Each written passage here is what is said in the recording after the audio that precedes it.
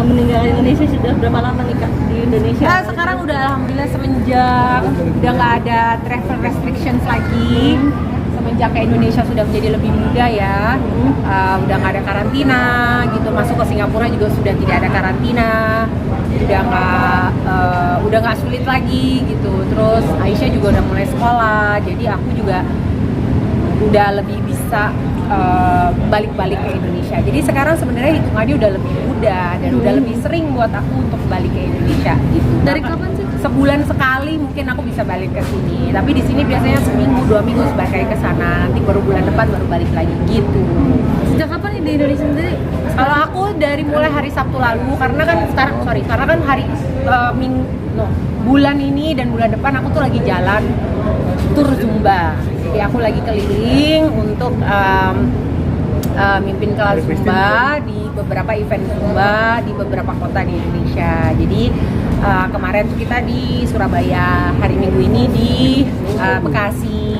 Jadi emang terus nanti di Cianjur. Jadi karena lagi ada rangkaian itu, jadi lebih bisa bolak-balik lagi. Anak sendiri mungkin gimana ditinggalin sama Kak Dena? Ya, Kemarinnya katanya nangis. Oh pasti. Kayaknya itu wajar ya kalau masalahnya, karena kan selama ini juga aku sama Aisyah juga di sana berdua-duaan terus, dan ya memang adanya cuma aku di sana.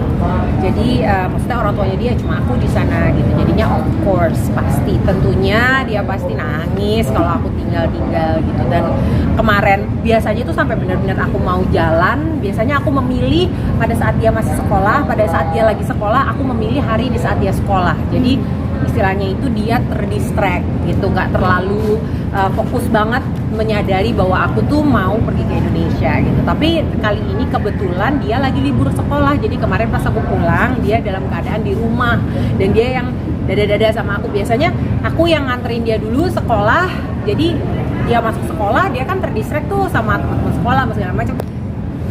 Paling enggak sekian jam tuh dia nggak terlalu aware bahwa aku tuh ada di pulang ke Indonesia. Kemarin nggak bisa, jadinya dia ya gitu nangis apa segala macam begitu. Tapi ya kasih pengertian karena kan memang bukan pilihan ya buat aku untuk terus ada di Singapura tanpa bekerja, itu juga bukan pilihan.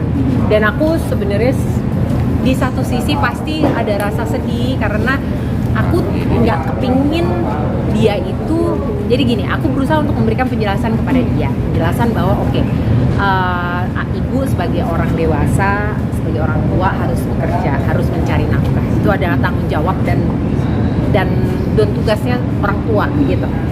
Tapi kan sebenarnya pemahaman seperti itu sebetulnya kepengennya aku sih, aku nggak perlu mesti jelasin gitu ke dia. Maksudnya aku kepengennya, idealnya itu di kepala aku adalah aku tetap bisa bekerja tanpa harus jauh-jauh dari dia, gitu kan. Kalau boleh milih ya Kak ya? Kalau boleh milih, aku pasti kepengennya kayak gitu. Dan akhirnya itulah yang aku omongin sama dia gitu. Karena aku nggak mau dia merasa bahwa ibu nih pergi ke Indonesia seneng, ibu nih pergi ke Indonesia jauh-jauh dari aku tuh seneng.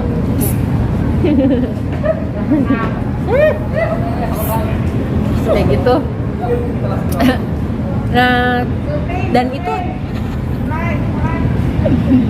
terus kayak gitu, perasaan dia itu, dia ngomong sama aku gitu bahwa ibu kok kayaknya ibu senang sih ke Indonesia jauh-jauh dari aku gitu. Itu dia pernah keluar dari mulut dia gitu. Karena kenapa aku merasa, kenapa ya dia pernah merasa seperti itu? Mungkin karena setiap kali aku mau ke Indonesia, aku berusaha untuk membuat itu seringan mungkin di depan dia. Sebenarnya kalau misalnya aku mau jujur, aku nangis. Setiap kali aku mau pulang ke Indonesia itu pasti buat aku jujur nih, penuh air mata mbak. Tiap malam kalau udah H-7 nih, mau pulang ke Indonesia nih, lagi nyari tiket apa segala macam, itu pasti tiap malam aku nangis.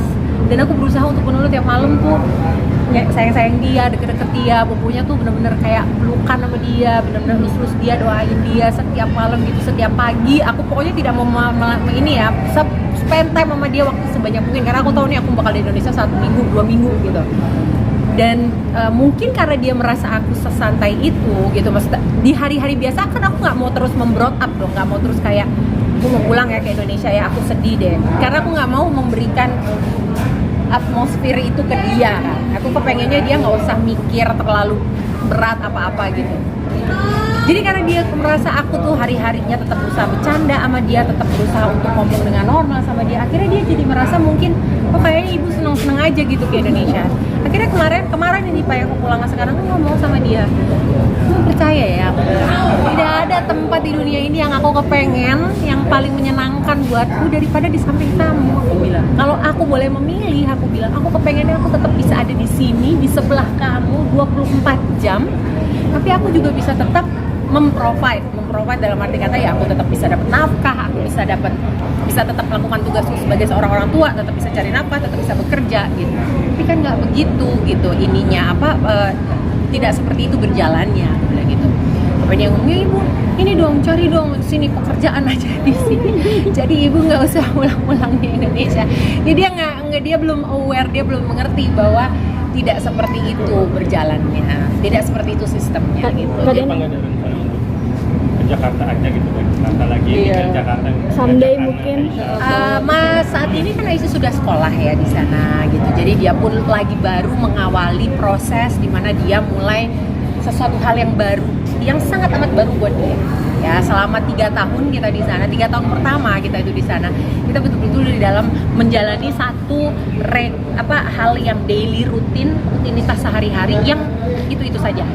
Itu dia tidak bisa bersosialisasi, nggak bisa bersekolah, dia hanya pergi ke rumah sakit. Jadi hidup kita waktu itu hanya rumah sakit, rumah sekali-sekali ke supermarket gitu. Tapi that's it, nggak ke mall, nggak kemana. Dan sekarang tiba-tiba dia bisa bersosialisasi, bisa berteman, ke sekolah, bisa main di luar, di udara luar ya Masya Allah, tabarakallah, alhamdulillah. Itu ada suatu hal yang kita syukuri banget. Tapi kan ini juga proses gitu, proses belajar buat dia dan buat aku. Dan bukan hanya proses belajar secara fisik ya, secara fisik di mana dia menyesuaikan lagi. Dari dulunya dia tidak terpapar dengan apa-apa, tiba-tiba sekarang dia berinteraksi dengan alam luar, bisa bermain dengan anak-anak lain, mungkin lepas masker di area publik gitu kan. Kalau dulu kan nggak bisa gitu. Jadi bukan hanya secara fisik tapi secara mental dia juga tiba-tiba sekarang ini harus belajar untuk berinteraksi dengan anak lain, berinteraksi dengan sekolah, beradaptasi dengan yang namanya sistem bersekolah. Dan itu juga belajar proses buat aku gitu. Aku untuk mengetahui bahwa belajar bahwa menerima kenyataan bahwa oke, ini sekarang anak gua nggak bisa gua kekepin terus nih gitu. Sekarang ini anak gua sudah harus keluar, harus belajar. Itu juga nggak mudah buat aku. Jadi proses ini dan di samping itu juga Aisyah juga masih rutin cek, masih ada beberapa hal-hal yang masih dia harus dimonitor sama dokternya gitu. Dan itu membuat aku dengan segala pertimbangannya pertama juga keadaan pandemi, walaupun sudah menjadi endemi tapi masih ada di Indonesia, di seluruh dunia ya. Jadi buat aku penerbangan dari Indonesia ke Singapura karena Aisyah masih tetap ada kontrol segala macam, itu juga beresiko buat kami, buat dia ya. Jadi lebih efektif, lebih efisien dia stay dulu di sana biar benar-benar biar benar-benar give time dulu, kasih waktu dulu sembari dia juga beradaptasi dengan semua hal yang baru yang sekarang ini kita jalan. Kak Dena ada sih suatu saat mungkin pengen gitu memboyong ke Indonesia, udah tinggal aja di Indonesia gitu, kerja juga di Indonesia gitu. Mungkin nanti ya, tapi kita masih belum tahu, masih sekarang ini masih sorry sebentar ya Mbak. Iya. Sekarang ini kita masih thank you. Jadi sekarang ini kita masih berfokus sama hal ini dulu, satu-satu dulu nih gitu, karena kan stepnya juga baru maju lagi gitu. Kita nggak mau gegabah dulu, biar sekarang menjalani dulu yang kita udah familiar dulu, sambil pelan-pelan kita lihat nanti gimana. Tapi ada permintaan khusus nggak sih? Oke, ibu boleh pulang ke Indonesia tapi ada syarat gitu. Harus bawa oleh-oleh yang banyak, dan dia selalu punya list, dia selalu siapin list ya.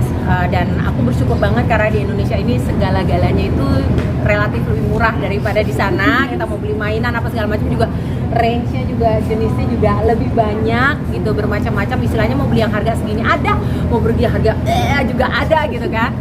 Jadi buat aku itu lebih mudah. Jadi dia kadang-kadang simple, nggak aneh-aneh. Kadang-kadang hal-hal kecil, kadang-kadang cuma squishy gitu-gitu ya misalnya, atau makanan. Biasanya makanan. Kalau yang sekarang ini dia berubah. Jadi setiap waktunya tuh tergantung dia di umur berapa dan kesukaannya lagi apa. Kalau sekarang yang dia pengen aku bawa dari Indonesia itu adalah tempe. Tempe sebenarnya di Singapura ada. Tapi memang dia dulu pada saat kemoterapi memang dianjurkan untuk tidak makan tempe dulu. Jadi dia sekian lama tuh gak makan tempe dulu. Dan akhirnya sekarang dia udah berasa boleh makan apa aja. Dokternya bilang boleh makan apa aja. Dan dia dulu aku tuh bohong sama dia karena dia suka banget tempe. Dan pada saat dia kemo dulu dianjurkan untuk tidak boleh makan tempe dulu. Jadi aku alasannya sama dia dulu itu setiap kali ditanya, "Ibu, Aisyah kepengen tempe," aku selalu bilangnya di sini nggak ada gitu.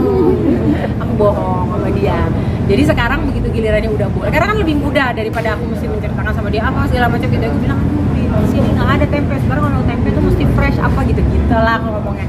Jadi sekarang dia tahu aku udah bisa pulang ke Indonesia, dia pun sudah boleh makan apapun. Kemarin yang menjadi pesannya dia itu adalah, "Ibu, please bawain aku tempe dari Indonesia." Tapi kalau dimasak atau mendoan, dan dibikin apa? Oh nggak, biasanya cuma paling digoreng biasa aja. Tapi mungkin ya pasti kalau tempe itu kan memang enaknya kita beli yang dia abang-abang ya, yang masih anget-anget pagi-pagi itu, ya yang pakai daun itu yang pagi-pagi banget yang masih anget. Nah itu, jadi aku udah rencana itu karena biar gimana pun aku pasti ingin mempertahankan freshness-nya kan. Jadi aku rencana pagi-pagi banget, untuk malamnya itu kita ke pasar besar beli tempe yang mungkin mudah-mudahan masih anget-anget, masih baru jadi, paginya bawa ke sana dan sehingga siangnya bisa langsung dimasak untuk makan siangnya. Berapa banyak yang dibeli? Nggak bisa terlalu banyak ya, karena kan tempe juga nggak tahan terlalu lama gitu. Karena sebenarnya di Singapura juga ada sih, tempe ada. Cuma aku merasa aku udah janji sama dia mau bawain tempe dari sini, jadi ya walaupun bisa aja aku belinya di sana, tapi udahlah aku juga ya di sini juga banyak pilihannya. Tempenya mau yang daun, mau yang plastik, mau yang apa, mau yang kertas luarnya, mau apa segala kan banyak gitu. Bungkusannya mau jenis belinya mau di mana juga banyak. Jadi aku mau bawain aja dari sini. Toh gampang dapetnya. Selain tempe